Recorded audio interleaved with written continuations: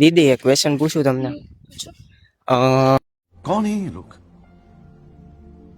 कहां से आते हैं એમાં એવું છે કે એક ક્વેશ્ચનમાં सागर की गहराई से गहरा है। એવી કઈ ગાડી છે જે આગળથી ભગવાને બનાવી છે ને પાછળથી માણસે બનાવી છે.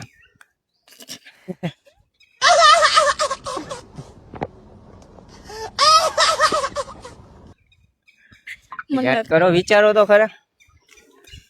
હાવ હેલું છે.